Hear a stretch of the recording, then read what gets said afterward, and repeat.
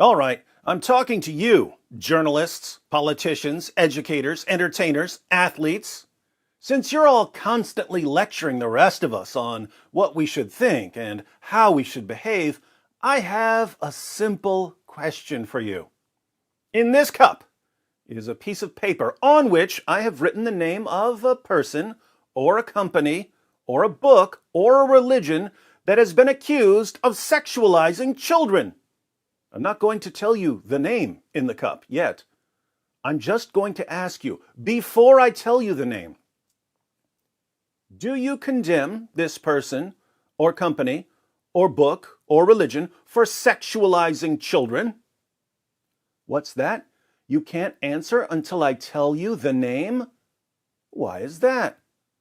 Oh, it's because depending on what the name is, your moral standards will suddenly change. So, if I tell you that the name in the cup is Netflix, and that Netflix has sexualized children in the film Cuties, you'll condemn Netflix and call for a boycott. But if I tell you that the name in the cup is Muhammad, or the Quran, or Islam, and that Muhammad and the Quran and Islam have sexualized children, you won't condemn them.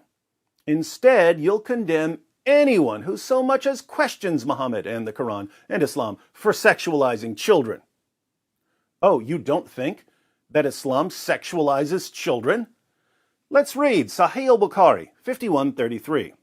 There are way more passages than this, but let's keep it simple this time. Notice the chapter heading. Giving one's young children, not adults, giving one's young children in marriage is permissible. Why? By virtue of the statement of Allah, and for those who have no monthly courses, no monthly period, i.e. they are still immature, that's Surah 65, verse 4 of the Quran. So, why is it okay to let someone marry your young daughter? Because the Quran talks about marrying girls who are too young to have a monthly period. And the iddah is the waiting period to divorce your wife if you've already had sex with her. And the iddah for the girl before puberty is 3 months in the above verse. So the Quran is laying down guidelines for divorcing prepubescent girls. And now, to illustrate the Quran's claim that marrying and having sex with a prepubescent girl is perfectly acceptable, Bukhari presents this hadith. Narrated Aisha that the Prophet wrote the marriage contract with her when she was 6 years old, and he consummated his marriage when she was 9 years old, and then she remained with him for 9 years, i.e. till his death. According to Surah 33, verse 21 of the Quran, Muhammad is an excellent pattern of conduct for men. But Muhammad had sex with a prepubescent 9-year-old girl. So, did Muhammad sexualize young girls? Absolutely. Does the Quran sexualize young girls? Absolutely. Does Islam sexualize young girls? Absolutely. Is it wrong to sexualize little girls? Let me guess, you still can't answer, right, journalists? Right, politicians? Right, educators? Right, entertainers? Right, athletes? You can't say it's wrong because that would be Islamophobic.